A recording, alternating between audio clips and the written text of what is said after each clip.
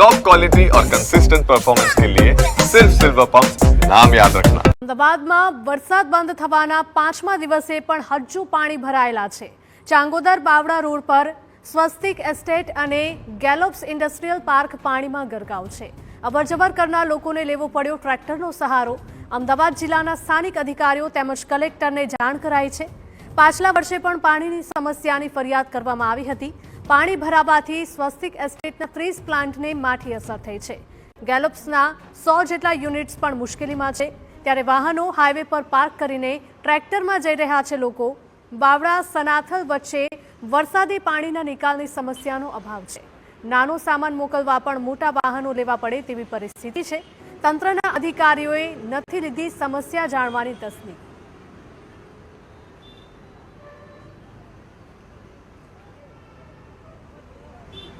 વરસાદ બંધ થયાને આજે 5મો દિવસ થયો અને 5મા દિવસે પણ તમે અહીંયા પરિસ્થિતિ જુઓ।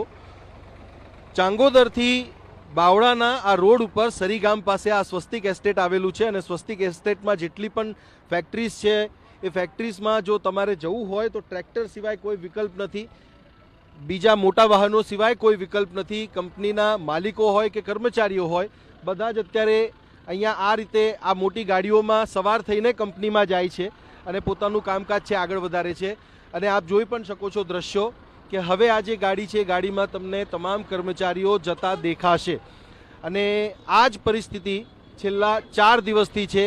અને આ ટ્રેક્ટર જુઓ તમે, આ આઈસર ગાડી જુઓ તમે, એમાં આ રીતે સવાર થઈને જે કર્મચારીઓ છે એ જવા માટે મજબૂર છે। કેટલા દિવસથી આવી પરિસ્થિતિ છે અને આ રીતે જવું? 5 દિવસથી। અચ્છા, અહીંયા કોઈ નિકાલ કરવાનો પ્રયાસ થયો છે ખરો? ના, કઈ નહીં થયો। કોઈ અધિકારી આવ્યા હોય? ના, કોઈ આવ્યું નહીં। તો તમે રોજે આ જ રીતે જાઓ છો ને ગાડીઓ બધી સામે પડી રહે। આપ જોશો પણ તો તમને ખ્યાલ આવશે કે રસ્તાની બંને તરફ જે છે એ પાર્કિંગ કરી દેવામાં આવ્યું છે અને પાર્કિંગ કરીને જે કર્મચારીઓ છે, માલિકો જે છે એ પોતપોતાના કામ માટે ફેક્ટરી તરફ જવા માટે નીકળે છે અને આ સ્થિતિ અમદાવાદ જિલ્લાની છે અને આ પ્રકારની પરિસ્થિતિમાં લોકો રહેવા મજબૂર છે। ફેક્ટરી માલિક પણ છે, એમની સાથે પણ વાત કરવાનો પ્રયાસ કરીશું। તમારી ફેક્ટરી છે અહીંયા મારી ફેક્ટરી છે અને આ 4 દિવસથી વરસાદ બંધ છે તો બી આટલું બધું પાણી છે। આપણે ટ્રેક્ટરમાં જવું પડે છે અમને અને કોઈ પણ મટીરિયલ મોકલાતું નથી। અમારે કસ્ટમરને અમે એક્સપોર્ટ પણ કરીએ છીએ તો બધું કામ અટકી ગયું છે। કેવી રીતે જવાનું? કેવી રીતે તમે હવે કેવી રીતે? ટ્રેક્ટરમાં બેસીને જઈશું। કાલે પણ 3 દિવસથી એવી રીતે જ જઈએ છીએ। ગાડીઓ બધી બહાર પાર્ક કરી છે અને બધા ટ્રેક્ટરમાં જઈએ છીએ। અચ્છા, કલેક્ટરને કે કોઈને તમે રજૂઆત કરી હશે? ગયા વર્ષે પણ રજૂઆત કરી હતી અમે। એસડીઓ, એસડીએમ અમને રૂબરૂ મળી આવ્યા હતા। અમે અમારી સ્વસ્તિકની આખી અરજી આપી હતી કે આવો એવો ઇસ્યુ છે, આગળ ગેલોપ્સમાંથી આટલું બધું પાણી આવે છે, દર વર્ષે આવું થાય છે પણ એક વર્ષમાં કોઈ એક્શન નથી, કોઈ દેખાતું નથી। અચ્છા, કોઈ રિઝલ્ટ દેખાતું નથી? મને ખબર નહીં પણ રિઝલ્ટ નથી દેખાતું। ઓકે, એક્શન લીધા કે નહીં ખબર નહીં પરંતુ રિઝલ્ટ તો નથી જ। છેલ્લા વર્ષે પણ, પાછલા વર્ષે પણ આ જ પ્રકારની પરિસ્થિતિ હતી અને ગેલોપ્સ તરફથી જે પાણી અહીંયા આવે છે એ પાણીનો ફ્લો પણ તમે જોશો અને અહીંયા જે કર્મચારીઓ છે એમને તમે નોકરીએ જતા પણ જોશો।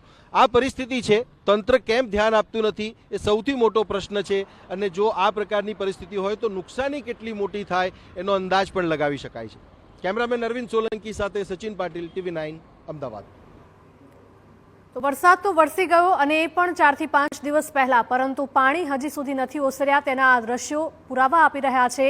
વરસાદ બંધ થયાના 5મા દિવસે પણ પાણી યથાવત છે। ચાંગોદર બાવડા રોડ પરના આ દ્રશ્યો છે કે જ્યાં સ્વસ્તિક એસ્ટેટ અને ગેલોપ્સ ઇન્ડસ્ટ્રીયલ પાર્ક પાણીમાં હજુ પણ ગરકાવ છે, જેના કારણે ત્યાં કામ કરતા જે પણ કર્મચારીઓ છે અને કંપનીના માલિકો છે તે તમામને ટ્રેક્ટરમાં બેસીને જવાનો વારો આવ્યો છે, કારણ કે એટલા બધા પાણી ભરાયેલા છે કે ત્યાં ગાડીઓ કે નાના વાહનો નથી જઈ શકતા।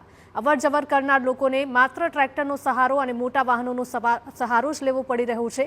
અમદાવાદ જિલ્લાના સ્થાનિક અધિકારીઓ તેમજ કલેક્ટરને જાણ પણ કરવામાં આવી છે। પાછલા વર્ષે પણ પાણીની સમસ્યાની ફરિયાદ કરવામાં આવી હતી, છતાં પણ તંત્ર દ્વારા જાણે કે આંખ આડા કાન કરવામાં આવ્યા હોય તેવી પરિસ્થિતિ ઊભી થઈ છે। પાણી ભરાવાથી સ્વસ્તિક એસ્ટેટના 30 પ્લાન્ટ્સને અસર થઈ છે। ગેલોપ્સના 100 જેટલા યુનિટ પણ મુશ્કેલીમાં છે। વાહનો હાઈવે પર પાર્ક કરીને ટ્રેક્ટરમાં જઈ રહ્યા છે લોકો અને કર્મચારીઓ। બાવડા સનાથલ વચ્ચે વરસાદી પાણીના નિકાલની સમસ્યાનો અભાવ છે। નાનામાં નાનો સામાન પહોંચાડવો હોય તો પણ મોટા વાહનોનો સહારો લેવો પડે તેવી પરિસ્થિતિ છે. તંત્રના અધિકારીઓએ આ સમસ્યા જાણવાની તસ્દી પણ નથી લીધી.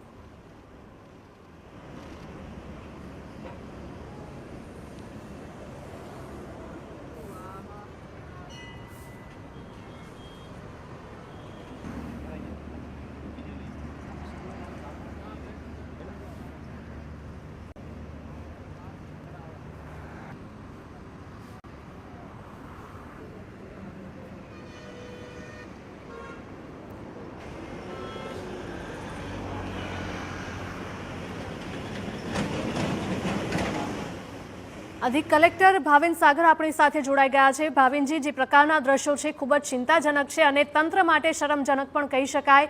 વરસાદ બંધ થઈ ગયો છે અને 5 દિવસ વીતી ગયા છે, છતાં પણ પાણી ઓસર્યા નથી. શા માટે તંત્ર નિંદ્રાધીન છે?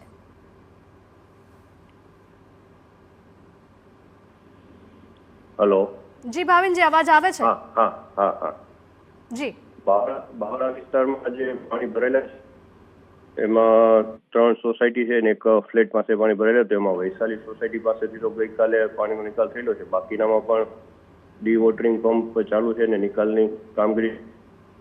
જે લો લાઇંગ એરિયા છે એના માટે વધુ વરસાદ હોય ત્યાં ઓપરેશન થતો હોય છે, પણ પાણીનો નિકાલ થાય એના માટે તંત્ર દ્વારા અત્યારે તમામ કાર્યવાહી કરવામાં આવી રહી છે.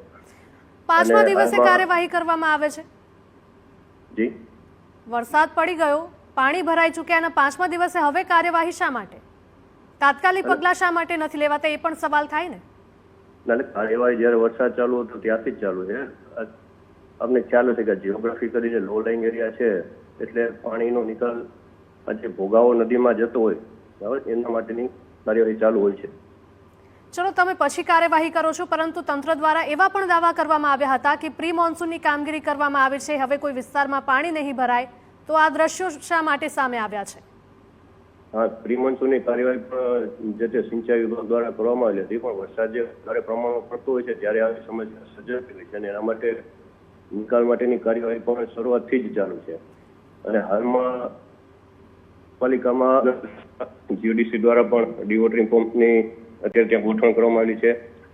આ ઉપરાંત એએમસી કોર્પોરેશનના વોટર ડીવોટરિંગ પંપ છે એની પણ આમાં કાર્યવાહી ચાલુ છે. સવાલ પ્રી મોન્સૂનની કામગીરીને લઈને હતો. આ સિવાય પણ દર વર્ષે આ સમસ્યા સર્જાય છે. આ કોઈ પહેલી વખત નથી. ગયા વર્ષે પણ ફરિયાદો કરવામાં આવી હતી, આ વર્ષે પણ કરવામાં આવી છે. શા માટે દર વર્ષે એકની એક સમસ્યા સર્જાય છે અને આની સમસ્યા જે છે એનો હલ શા માટે નથી લાવવામાં આવતો? આજે વિસ્તારમાં જેમ આપને શરૂઆતમાં જણાવ્યું તેમ પાણી ભરાય છે, જે એમની જીઓગ્રાફિક કન્ડિશનની હિસાબે ભરાય છે. અને અગાઉ આ બાબતે રાજ્ય સરકારમાંથી જે પ્રમાણે સૂચના એ પ્રમાણે સ્થાનિક કક્ષાએ સર્વે પણ કરવામાં આવેલો હતો અને સર્વે કર્યા બાદ આનું કાયમી નિરાકરણ લાવી શકાય. આ જે પાણી છે તેનો નિકાલ પત્તેવાડી કેનાલ મારફત અથવા બીજી કોઈ રીતે ભોગાવો નદી અને સાબરમતીમાં એનો નિકાલ થાય તે માટે લાંબા ગાળાની યોજના બનાવવા માટેની કાર્યવાહી હાલમાં વિચારણા હેઠળ છે, જે સમયમાં મંજૂર થાય એ પ્રમાણે કાર્યવાહી કરવામાં આવશે. જવાબદારી લઈને કામ કરવું જરૂરી છે. ભાવિનભાઈ, આપ અમારી સાથે જોડાયા તે બદલ આપનો આભાર. તો અધિકારી પણ ગોળ ગોળ જવાબ આપી રહ્યા છે કે સરકાર દ્વારા જે પ્રકારના આદેશ આપવામાં આવશે તે પ્રકારની લાંબા ગાળાની કાર્યવાહી કરવામાં આવશે, પરંતુ આ લાંબા ગાળાની કાર્યવાહી ક્યાં સુધી ચાલશે તે પણ એક સૌથી મોટો સવાલ છે.